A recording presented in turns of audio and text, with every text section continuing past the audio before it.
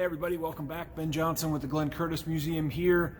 Today we're going to flip things around a little bit and give you a quick walk around and an inside virtual tour of our 1938 Curtis Aerocar travel trailer. So the Curtis series of Aerocar travel trailers was produced in the 1920s and 1930s, basically out of a desire that Mr. Curtis had to produce a better camping and driving experience. He was unhappy with the way that existing trailers pulled, and as a manner of fixing that, he actually designed and patented his own fifth wheel trailering system that would go into production with all of the later models of the Aerocar. Our Aerocar is outfitted for personal use, so this is basically for a high-end camping experience.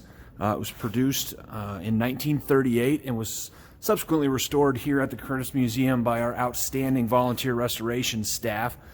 One of the cool aspects that we could use to date it was a handful of the original stickers that were on the window. This one in the Central New York Yacht Racing Association Regatta from August of 1939.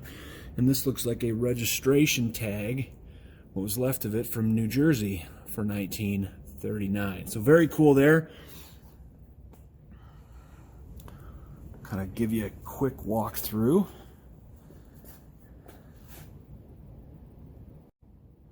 So as the signage states, our Aerocar was built in 1938 in Coral Gables, Florida, and custom built for Mr. and Mrs.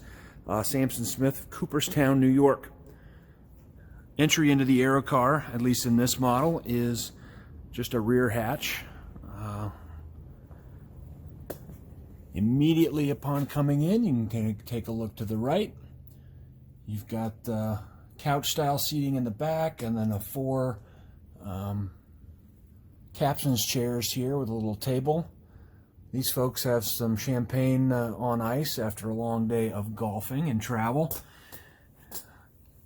To the left, this is actually the little kitchenette. So you have the stove over there, gas-powered, cabinets, and then over here you actually have the little sink, which currently has a model of the Aerocar sitting on it. Hopefully hop up in here.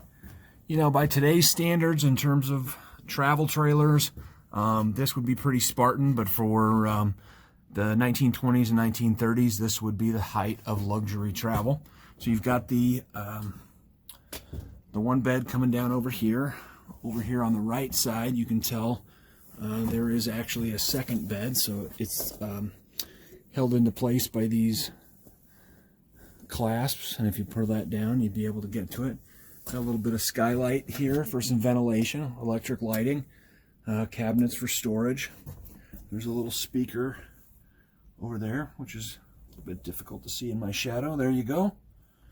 More cabinets there, which is kind of neat for storage. Let's see if we can get one of these opened up for you.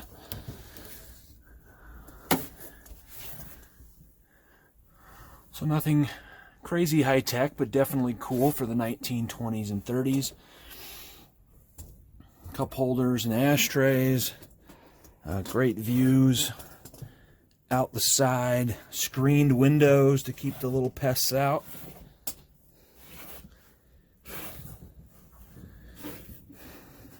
And of course, what you would absolutely need, the restroom. A little water tank, toilet paper, lights, and you'd be good to go, literally. We'll take another quick jaunt up here to the front so you can get a closer look at the trailer hitch. And so each of the trailer hitches would actually be custom built based on the type of vehicle that the customer will be using to pull it. So each of these will be slightly different. And then up above we do have some original advertising, which is just awesome. Kind of get a view from the front end looking back towards the rear. All in all, it's an outstanding example and one of, as we understand, about 6 or 8 left in the world. So I hope you enjoyed your quick view in and around the Curtiss Aerocar. It is on display all the time, and as soon as we can reopen, we hope you can come and check it out yourself.